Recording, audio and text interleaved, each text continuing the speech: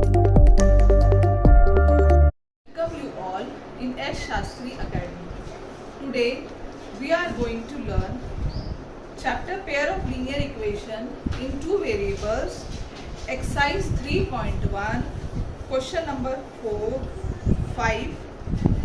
Half the perimeter of a rectangular garden whose length is 4 meter more than its width is 36 meter. Find the dimensions of the garden. Okay जो भी condition दी हुई है उसके accordingly हमें act करना है. Question मैंने लिख दिया है. Half the perimeter of a rectangular garden whose length is 4 metre more than its width is 36 metre. Find the dimension of the garden. एक गार्डन है, हमें पता है कि रेक्टेंगुलर गार्डन है, तो नेचुरली इसमें लेंथ एंड विड्थ का मतलब होता है ब्रेथ.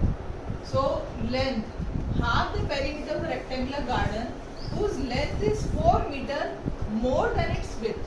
Length को हम x ले लेते हैं और width को हम y ले लेते हैं. So हम कहेंगे let the length of rectangular garden be x meter and width मतलब चौड़ाई बी वाई मीटर. गार्डन की जो लंबाई है वो x मीटर हम ले रहे हैं, गार्डन की जो चौड़ाई है वो y मीटर हम ले रहे हैं. अब कंडीशन क्या कहता है? अकॉर्डिंग टू फर्स्ट कंडीशन, पहली कंडीशन क्या कहती है? लेंथ क्या है? हमारा x है. सो x is 4 more than its width. इसका मतलब जो है लेंथ जो है विड्थ से 4 ग्रेटर है. दैट मीन्स दोनों के बीच का डिफरेंस 4 है. So length minus breadth is equal to 4. This is equation number 1. अब सेकेंड कंडीशन क्या कहती है? अकॉर्डिंग टू सेकेंड कंडीशन क्या कहती है? सेकेंड कंडीशन ये कहती है half the perimeter of rectangle. That means half the perimeter of rectangle is equal to half the perimeter of rectangle whose length is 4 meter more than its width is 36 meter is equal to 36. ये second condition कहती है. Now हमें पता होना चाहिए कि perimeter of rectangle का formula क्या है. Perimeter of rectangle is twice length plus breadth. So twice x plus y is equal to 36. Two cancel. So x plus y is equal to 36. This is our equation 2. Equation 1, equation 2 दोनों भी हमें मिल चुके हैं. Graphically इसे हमें solve करना है.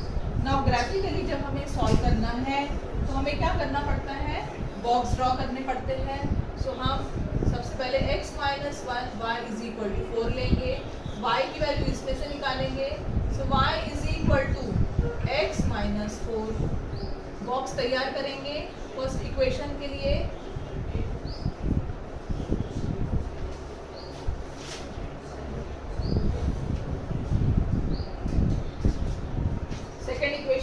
Box तैयार करेंगे. फर्स्ट इक्वेशन पहले हम सॉल्व कर लेते हैं. x की वैल्यू हम ले लेते हैं 0 लेते हैं. y की वैल्यू क्या आएंगी हमारी? y is equal to 0 minus 4 that is minus 4.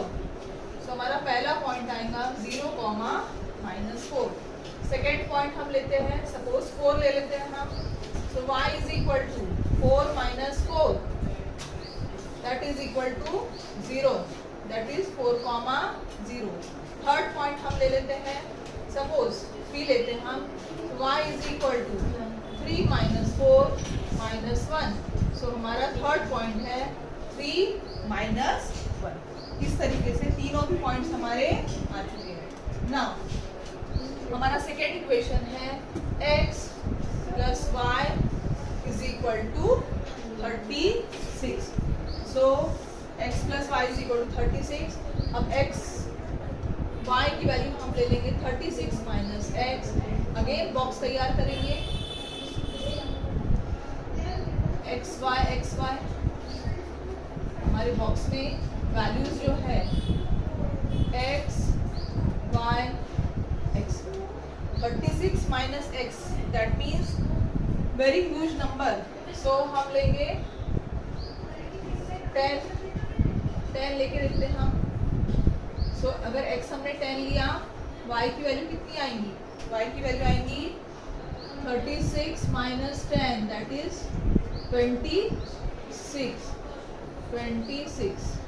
10 comma 26. Now अगर हम 20 लेते हैं सपोज, तो y की वैल्यू कितनी आएंगी? 36 माइनस 20 16. सो 20 कॉमा 16. अगेन एक और वैल्यू लेना है हमें. x की वैल्यू हम क्या ले सकते हैं? सपोज 16 लेते हैं हम. x की वैल्यू 16 लेते हैं हम, तो y की वैल्यू कितनी आएंगी? y is equal to 36 minus 16 that is 20. So इस तरीके से तीनों भी पॉइंट्स हमने दोनों इक्वेशन के निकाल लिए. अब हमें प्लॉट करना है. चैलेंज ये है कि जो पॉइंट्स निकले हैं, एक तो बहुत हाई है, दूसरा बहुत लो है, तो हम कैसे प्लॉट करेंगे? प्लॉट करने का अब दूसरा तरीका ये है कि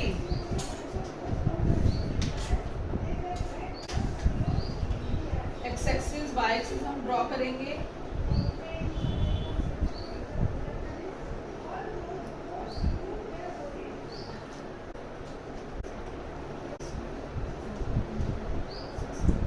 x dash,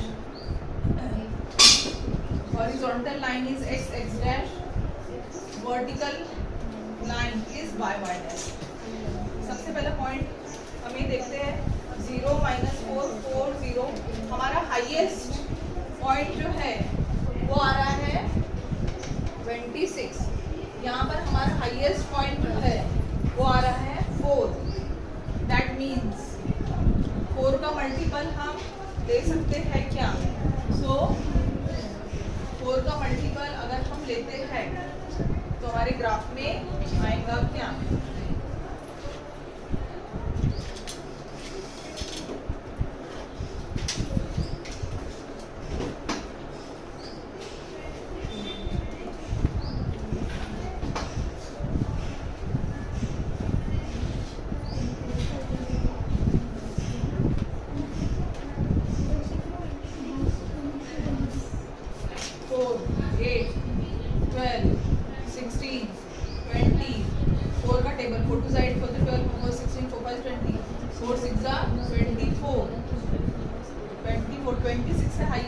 एक और लेना है. नंबर आगे बढ़ाते अपन. 4 7 28 लेते हैं. -4 -8 -12 -16 -20 -24. नेगेटिव में इतना नहीं जा रहा है तो हम यहाँ पर ले सकते हैं. ना y एक्सिस पे 4 8 12 16 20 24. Now -4 -8 -12 -16 -20 -24 -28 -32. अब पहला पॉइंट हमारा 0 कॉमा -4. 0 एक्स एक्सिस पर यहाँ पर है. -4 कहाँ पर आएगा? ये पॉइंट आएगा first point 0 comma -4. Second 4 comma 0. X coordinate 4 है. एक्स एक्सिस पर 4 कहाँ नजर आ रहा है? ये है. हमारा सेकेंड पॉइंट है 4 comma. Third point 3 comma -1. 3 x axis पर यहाँ पर नजर आ रहा है. -1 जस्ट इसके नीचे आएगा पॉइंट और हम लिखेंगे 3 कॉमा -1. इस तरीके से 1 2 3 3 पॉइंट है ये बिल्कुल कोलिनियर हमें नजर आ रहे हैं. 0, -4 है, ऊपर की तरफ लिखते हैं। नाउ नेक्स्ट 10, 26 एक्स एक्सिस पर 10 कहाँ आएगा एक्स एक्सिस पर? यहाँ 8 और 12 के बीच में 10 आएगा, बीचों बीच 10, 26 के लिए ऊपर जाना पड़ेगा हमें और इसको एक्सटेंड करना पड़ेगा हमको लाइन को 28, 24 एंड 28 के बीच में 26। सो फर्स्ट पॉइंट है हमारा 10, यहाँ से 10 ऊपर की तरफ जाएंगे 10, 26, देन 20, 16 20 नजर आ रहा है हमको यहाँ पे एक्स एक्सिस पर, 16 के लिए ऊपर जाएंगे, ये पॉइंट समथिंग यहाँ पर आएंगे 20, 16। थर्ड पॉइंट है 16, 20 16 यहाँ दिख रहा है हमें, 20 के लिए ऊपर जाएंगे हम 16, 16, अपने कॉपी में जब तुम ड्रॉ करोगे बिल्कुल कोलिनियर पॉइंट्स आने वाले हैं। अब ये 3 पॉइंट्स कोलिनियर नजर आ रहे हैं हमें, एज वेल एज 1, 2, 3 तीनों भी पॉइंट्स कोलिनियर, इनको हम एक्सटेंड कर सकते हैं।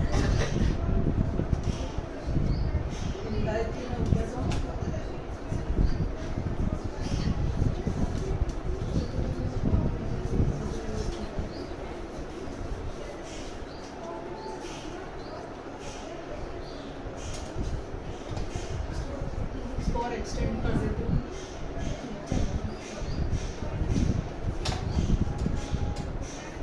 इस तरीके से हम अगेन एक्स एक्सिस को भी हम एक्सटेंड करेंगे, जितना हो सका हमारी कॉपी में एक्सटेंड करेंगे हम। अब ये तीनों पॉइंट से कोलिनियर नजर आ रहे हैं हमें। एक लाइन, स्ट्रेट लाइन हम ड्रॉ करेंगे, दोनों तरफ एरो करेंगे। इस लाइन का इक्वेशन x + y = 36 है। सेकेंड लाइन भी ड्रॉ करेंगे हम,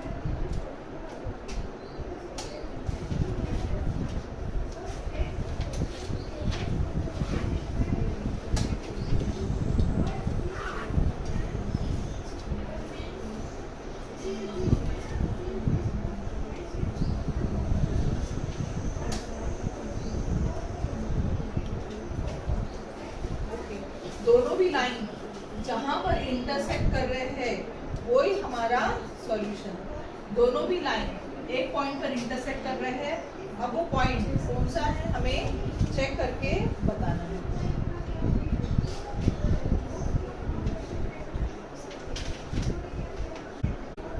ये पॉइंट है 20, 16। 20 हमें यहाँ से नजर आ गया है, एक्सिस पर 20 एंड y एक्सिस पर 16। सो हमारा सॉल्यूशन है 20, 16।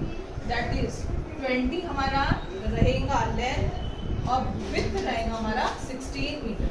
Therefore length 20 metre, width 16। So fifth sum हमारा फिनिश होता है। कंप्लीट करो।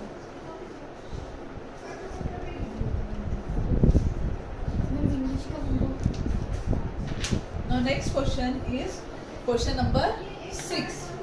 Given the linear equation 2x plus 3y minus 8 equal to 0, write another linear equation in two variables such that the geometrical representation of the pair so formed is first intersecting lines, second parallel lines, third coincident lines. So solution इसका कैसा है? सबसे पहले given equation हम लिखेंगे। Given equation is 2x plus 3y minus 8 equal to 0। ये जो equation है इसके पेयर में हमें ऐसा इक्वेशन लेना है कि दोनों इक्वेशन फर्स्ट कंडीशन पर इंटरसेक्टिंग लाइंस होने चाहिए। दोनों भी लाइंस के इक्वेशन ऐसे होने चाहिए जो एक दूसरे को इंटरसेक्ट करें। अब इंटरसेक्टिंग लाइंस की कंडीशन क्या है? इंटरसेक्टिंग लाइंस की कंडीशन है A1/A2 is not equal to B1/B2। ये कंडीशन हमने पढ़ा है। सो यहाँ पर फर्स्ट हमारा इक्वेशन है, हमें सेकेंड इक्वेशन लिखना है। सो हम क्या लिख सकते हैं? A1/A2 not equal to B1/B2। So for example अगर हमने 3x plus 2y minus 3 equal to 0 लिया, A1/A2 not equal to B1/B2, that is 2/3 जो होगा वो नॉट इक्वल टू 3/2 बनेगा। दैट मीन्स हमारी ये कंडीशन एग्जैक्टली करेक्ट है। तो हम लिखेंगे सेकेंड इक्वेशन जो है वो हमारा पेयर जो है 3x plus 2y minus 3 equal to 0 for intersecting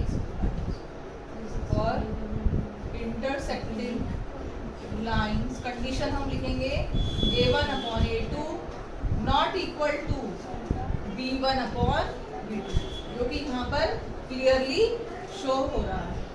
now second, for parallel lines, for parallel lines अगर दो लाइंस पैरेलल है उसके लिए कंडीशन क्या है? उसके लिए कंडीशन है A1/A2 is equal to B1/B2 is not equal to C1/C2। So हम इसके ऑप्शन, इसके अगेंस्ट में हम कौन सा इक्वेशन लेंगे? सो हम प्रेफर करेंगे 2x plus 3y minus 8 equal to 0 and हम यहाँ लेंगे 4x plus 6y minus 9 equal to 0। अब कैसे? 2/4 कैंसिल होने के बाद 1/2, 3/6 कैंसिल होने के बाद में 1/2, दोनों इक्वल है। और यहाँ 8/9 है जो C1/C2 नॉट इक्वल है। तो ये जो हमारी कंडीशन है वो एग्जैक्टली ट्रू बैठेगी।